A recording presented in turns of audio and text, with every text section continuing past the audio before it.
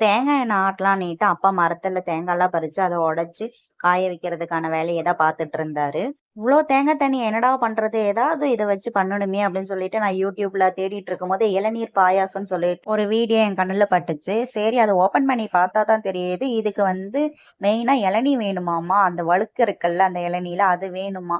ஆனா அப்பா மரத்துல இருந்து பறிச்சது எல்லாமே தேங்காய் தான், இளநீ எதுவும் பறிக்கல. சரி, அப்பாவை இளநீ பறிச்சு கொடுக்க சொல்லலாமான்னு பார்த்தா வேலைக்கு போயிட்டு வந்துட்டு வீட்லயும் இவ்வளவு வேலை செஞ்சுட்டு இருக்கிறாரு. இதுல வேற இந்த வேலையெல்லாம் முடிச்சுட்டு எனக்கு இளநீ பறிச்சு கொடுங்கன்னு சொல்லிட்டு கேட்கணுமான்னு யோசிச்சுட்டு இருந்தேன். அது வேற இல்லாம மத்தவங்களுக்கு எப்படியோ தெரியல, ஆனா எனக்கு யூடியூப்பை பார்த்துட்டு ஒரு சமையல் பண்ணணும் அப்படின்னா அதுல இருக்கிற மாதிரி வரதில்ல, அதுக்கு ஆப்போசிட்ல தான் வருது. அது ஏனே தெரிய மாட்டேங்குது இப்போ வரைக்கும். அப்ப இவ்வளோ தேங்காய் தண்ணியை நான் என்ன பண்ணேன் அப்படின்றது நான் உங்களுக்கு நெக்ஸ்ட் வீடியோல சொல்றேன். உங்ககிட்ட இவ்வளோ தேங்காய் தண்ணி இருந்துச்சுன்னா நீங்க இதை வச்சு என்ன பண்ணிருப்பீங்க அப்படின்றத கமெண்ட்ஸ்ல சொல்லுங்க.